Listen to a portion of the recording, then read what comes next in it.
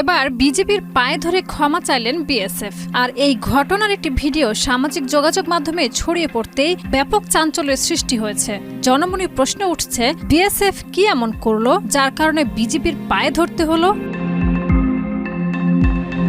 সম্প্রতি ভারতীয় সীমান্তরক্ষী বাহিনী বিএসএফ এর 2 সদস্য অস্ত্রসহ আন্তর্জাতিক সীমান্ত অতিক্রম করে বাংলাদেশে প্রবেশ করে। অভিযোগ রয়েছে, ভারতীয় সীমান্তরক্ষী বাহিনী বিএসএফ এর 2 সশস্ত্র সদস্য আন্তর্জাতিক সীমান্ত অতিক্রম করে বাংলাদেশের অভ্যন্তরে প্রবেশ করে। তারা সরাসরি সীমান্ত পেরিয়ে সীমান্তবর্তী একটি বাংলাদেশি গ্রামে ঢুকে পড়েন এবং অভিযোগ অনুযায়ী কয়েকজন স্থানীয় কৃষককে ধরে নিয়ে যাওয়ার চেষ্টা করেন।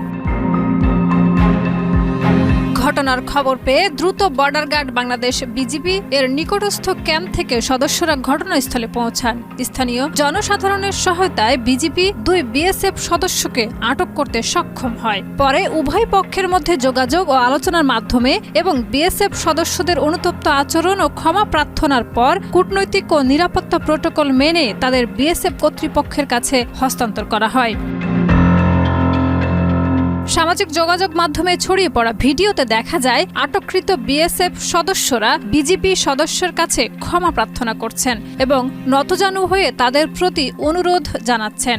ভিডিওতে কেউ বিজিবির পেশাদার ও কৌশলী ভূমিকার প্রশংসা করেন, আবার কেউ সীমান্ত নিরাপত্তা ও বিদেশি বাহিনীর অনুপ্রবেশ নিয়ে উদ্বেগ প্রকাশ করেছেন।